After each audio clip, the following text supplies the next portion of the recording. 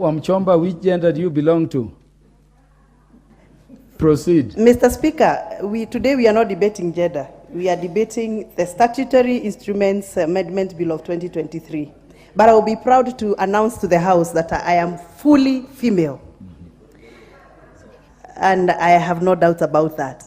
Mr. Speaker, when I walked in, I was very excited to hear that we are debating matters to do with the statutory instruments, because there are so many people who've taken advantage, especially at the executive level, of sneaking in regulations and implementing regulations that have expired. Some of them have already been debated and agreed upon the direction by the Honorable House. So I'm so excited that this is happening today, because we now are clear that for you to be able to implement any law that has been debated and passed by the National Assembly, there are procedures. And because this is a house of procedure, Mr. Speaker, I'm excited that we are actually keeping in line with what we are supposed to be doing.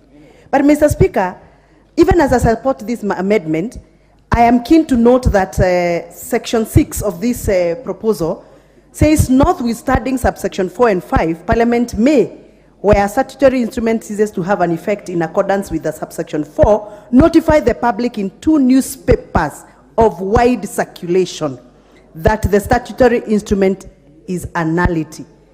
Mr. Speaker, with this day and era, I don't think we are supposed to constrain ourselves to newspapers of wide circulations.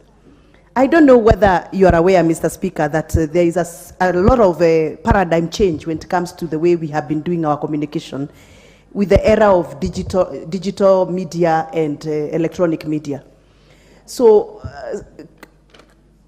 circling ourselves into the issue of newspaper may be a bit limiting, because nowadays, Mr. Speaker, I can't remember the last time I read a newspaper.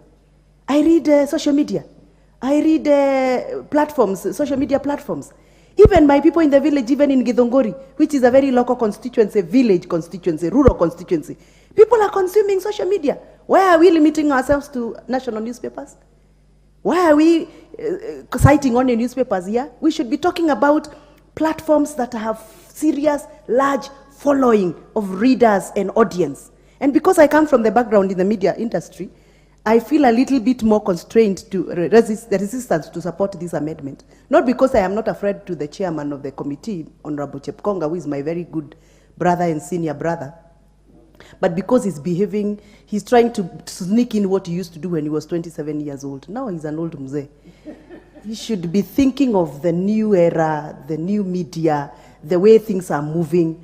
Today, Mr. Speaker, the government is struggling very much to fight with the media, but they are forgetting that now the traditional media is never the media that we used to have. We have a new emergence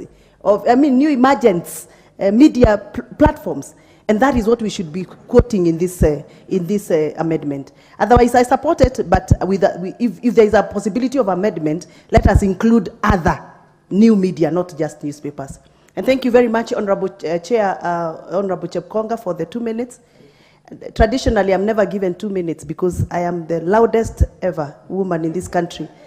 And I want to be given more time so that I can express myself with a longer period and say so many things that I would have loved to say.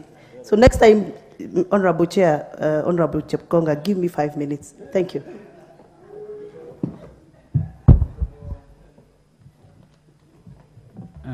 Honorable Chepkonga, did you also donate to Honorable Fatuma Mohamed, the MP for Migori? Proceed. Thank you, Mr. Speaker. And Mr. Speaker, I never lie. I stood because I knew I was given an opportunity. I'm a Muslim. God